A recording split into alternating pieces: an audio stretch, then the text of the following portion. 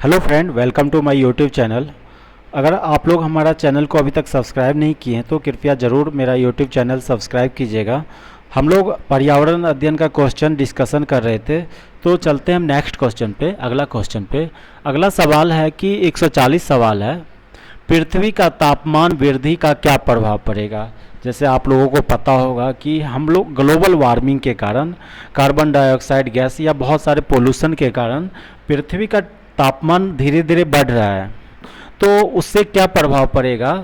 तो A option है बाढ़ बाढ़ आएगा, सही बात है। टेम्परेचर बढ़ने से क्या होगा कि ग्लेशियर पिघलेगा, जिससे कि नदियों में पानी बढ़ जाएंगे, जिससे बाढ़ आने का संभावना है। अकाल आ जाएगा, सही बात है, अकाल आ जाएगा, क्योंकि टेम्परेचर जैसे जैसे बढ़ते जाएगा तो क्या होगा कि पेड़ पौधे जो हैं सो सूखने लगेंगे, जो है सो भोजन मतलब सब्जी ये सब जो है सो उपज में कमी आ जाएगा।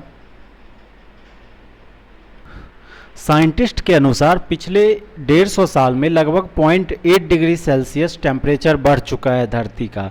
अगर 1.5 से 2 डिग्री और टेम्परेचर बढ़ जाए तो सब्जी के उत्पादन में साइंटिस्ट लोग का कहना है क्या 40 से 50% कमी आ जाएगा। तो समझ आप सकते हैं कि कितना ज़्यादा अकाल आ जाएगा। सी ऑप्शन है भूखमरी, भूखमरी आ जाएगा, ये भी सही है। तो इसका आंसर क्या हो जाएगा, डी, ये सभी।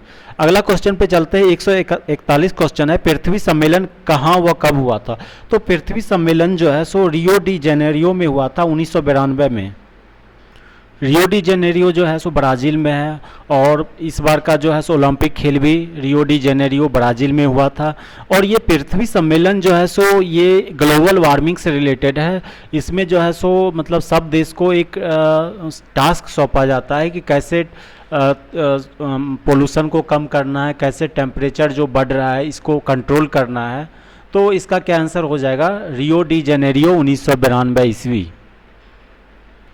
अगला सवाल 142 नंबर है, कहता है आर्थिक विकास के परिणाम स्वरूप स्वतः होने वाली क्रिया है। ए ऑप्शन है औद्योगिकरण, आर्थिक विकास जब होगा तो औद्योगिकरण होगा तभी आर्थिक विकास होगा। बी ऑप्शन है नगरीकरण, ये भी होगा।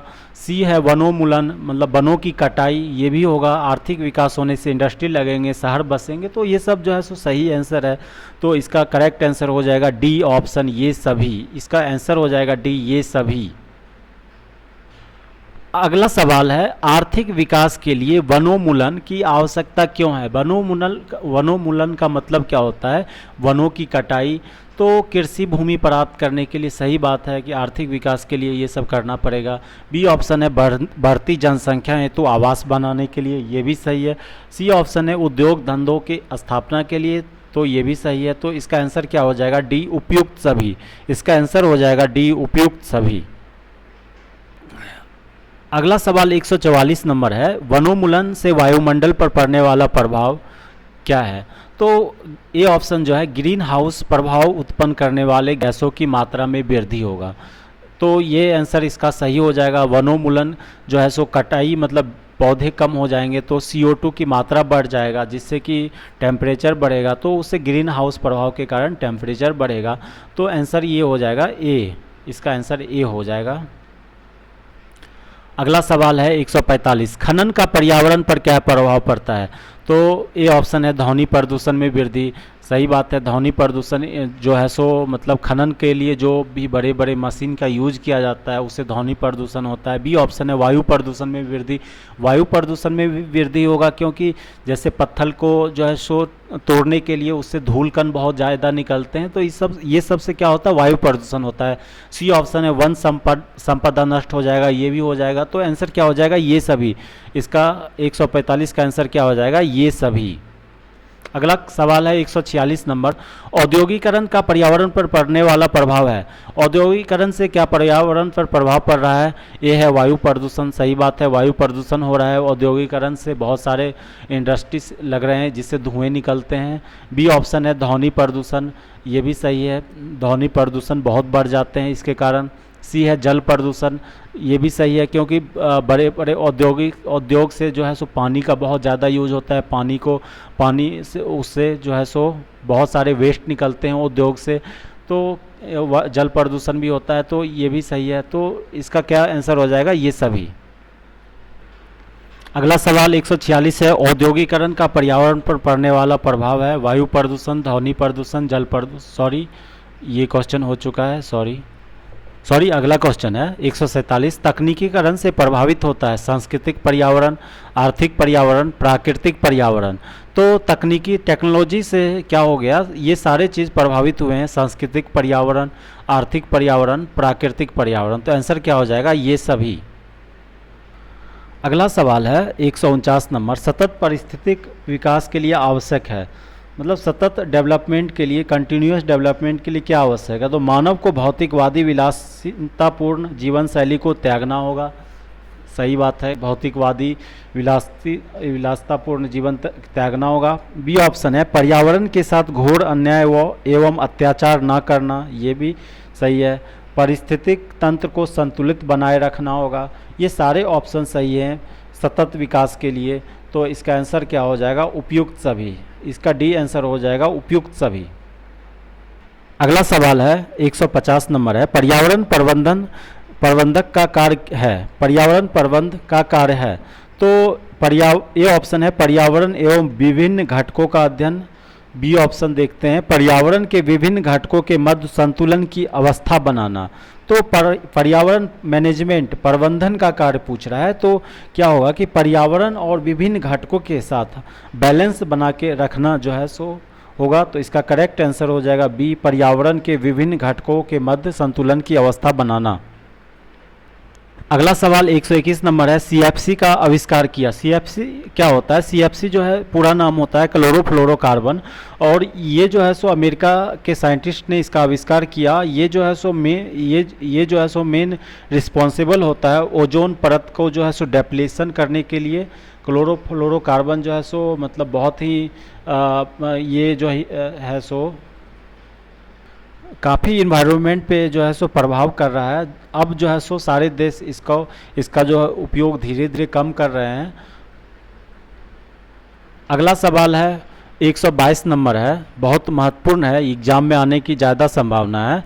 वन संरक्षण अधिनियम पारित हुआ। तो वन संरक्षण अधिनियम जो है 1980 में पारित हुआ था।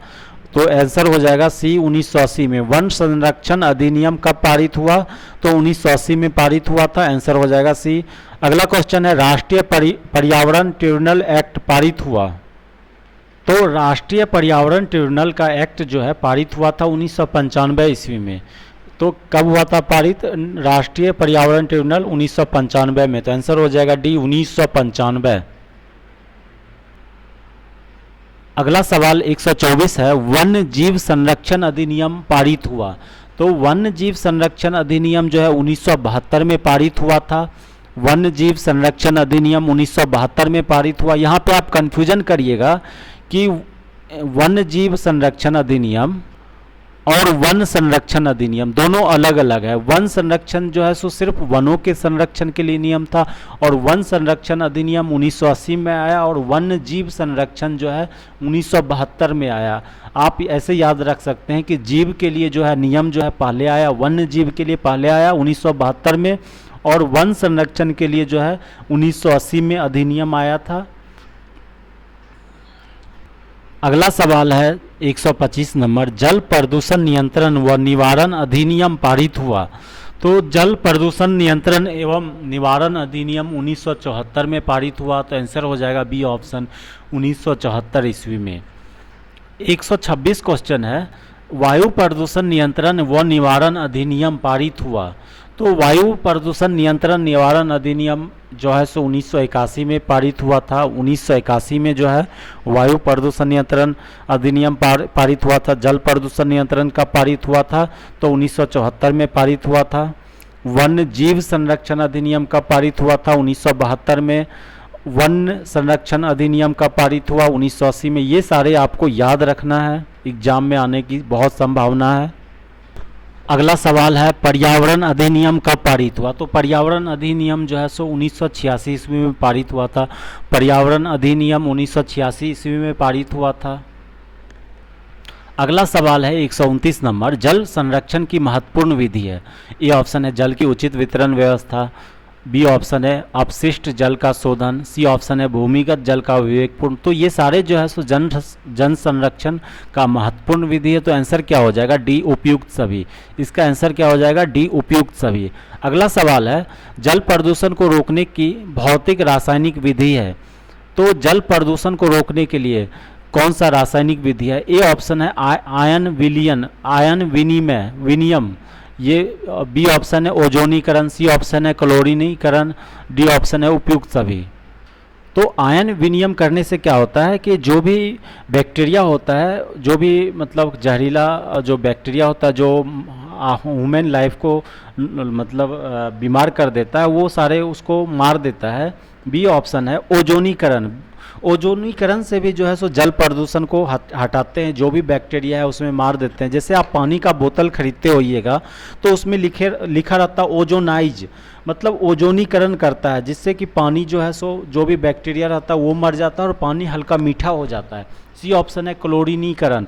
क्लोरीनीकरण जो है, क्लोरीन एक टैबलेट आता है या फिर लिक्विड आता है जो पानी जो गंदा पानी है उसमें देने से जो है सो पानी साफ हो जाता है, जो भी बैक्टीरिया है वो मर जाता है। तो क्लोरीनीकरण से भी जो है सो जल को है सो मतलब शुद्ध करते हैं। तो आंसर क्या हो जाएगा? डी उपयुक्त सभी। अगला सवाल 132 नंबर है वायुमंडल में सूर्य की परावैंगनी किरणों से रक्षा करने वाला गैस है। तो परावैंगनी किरणें अल्ट्रावायलेट रे जो होता है आपको पता होगा कि बहुत ही खतरनाक है, जो ह्यूमन लाइफ मानव को जो है सो मतलब स्किन पे उसका जो लाइट किरणें पड़ने से कैंसर या बहुत सारे प्रॉब्लम हो सकते हैं, पेड़ पौधे सूख सकते हैं। तो वो जो है सो पराबैंगनी किरणें को आने से बचाने को मतलब के लिए मतलब कौन रोकता है? तो ओजोन लेयर होता है। ओजोन लेयर जो होता है ट्रोपोस्फीयर में होता है और वो जो है सो पराबैंगनी किरणें को आने से बचाता है। तो आंसर क्या हो जाएगा? ओजोन। बी ऑप्शन जो है इसका सही हो जाएगा, ओजोन। अगला सवाल है भारत में चक्रवात से प्रभावित राज्य हैं। सबसे पहले कि चक्रवात कहाँ आता है? तो चक्रवात जनरली जो है सो जो समुद्र के किनारे होता है, जहाँ जो भी जगह वहाँ पे चक्रवात आने की संभावना ज़्यादा होता है। तो उड़ीसा भी समुद्र के तट पे राज्य बसा हुआ है, गुजरात भी है, सी पश्चिम बंगाल, ये सारे तीनों राज्य जो है सो समुद्र के तट पे बसा हुआ है और यहाँ पे चक्रवात आने की बहुत ज़्यादा संभावना रहता है। तो आंसर क्या हो जाएगा? डी ये सभी। आंसर क्या हो जाएगा? ये सभी।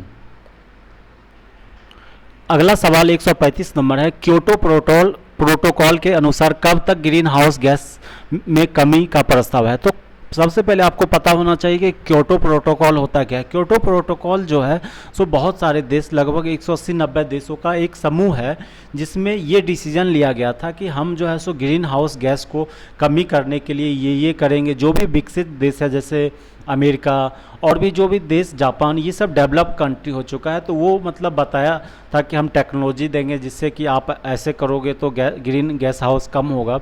तो ये पहले टारगेट जो है 2012 ईस्वी बना था कि मतलब 2012 ईस्वी तक हमको कम करना है ग्रीन हाउस गैस, लेकिन जो टारगेट लक्ष्य बनाया था वो हासिल नहीं कर पाया। तो अब इस लक्ष्य को जो है सो बढ़ाकर अब 2020 कर दिया गया है। तो अब पहले जो है सो मतलब अब जो इस तरह का सवाल आएगा तो आप आंसर कीजिएगा 2020। तो इसका आंसर हो जाएगा डी 2020। अगला सवाल है 136 नंबर जल संरक्षण का उपाय है।